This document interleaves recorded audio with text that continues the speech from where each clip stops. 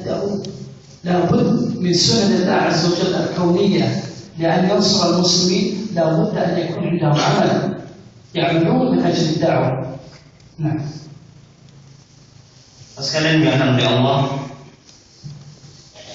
Sebab yang kedua adalah ketika manusia itu atau ketika kaum muslimin melihat kondisi kaum muslimin yang lain di belahan ya atau di negeri-negeri yang lain.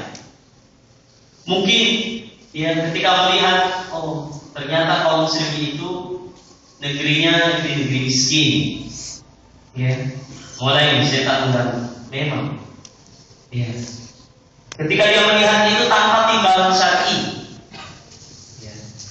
Atau ketika melihat kebodohan yang ada di tengah kaum muslimin dan kekurangan-kekurangan secara lahiriah atau secara materi, akhirnya orang bisa lemah. Dia kayak putus asa. Belum lagi kalau dia melihat bagaimana cara-cara musuh Islam dan upaya-upaya yang dilakukan oleh musuh-musuh Islam untuk merusak kaum muslimin.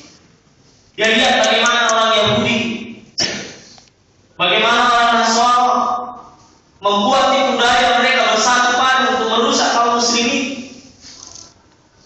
Belum lagi kalau dia melihat bagaimana perbuatan Syiah Rafidhah yang selalu berusaha yang menghancurkan kaum muslimin dengan berbagai macam pikiran-pikiran itu tanpa ada ilmu yang cukup, ini juga bisa menyebabkan seseorang putus asa. Ya, kalau bahasa kita sudah tidak ada harapan lagi. Semua musuh sudah menyerbu kita. Kita sudah tidak punya apa-apa lagi, tinggal diserang saja kita. Akhirnya yang muncul adalah keputusasaan, lemah jiwa, lemah semangat, tidak ada semangat untuk memperjuangkan agama Allah SWT. Jamaah sekalian, kemenangan itu bisa didapat kalau umat Islam itu sudah mentauhidkan Allah SWT dan menghilangkan kesyirikan. Karena ketika tauhidnya kuat, jiwa seorang mukmin akan kuat, dia tidak takut kepada siapapun kecuali kepada Allah SWT. Coba kita lihat dalam peperangan kaum muslimin. Ternyata dari berbagai macam peperangan yang dilakukan oleh kaum muslimin, jumlah mereka lebih sedikit daripada jumlah orang-orang kafir. Tetapi karena mereka mentauhidkan Allah, membenarkan keimanan itu, sehingga mereka mendapatkan kemenangan. Nah.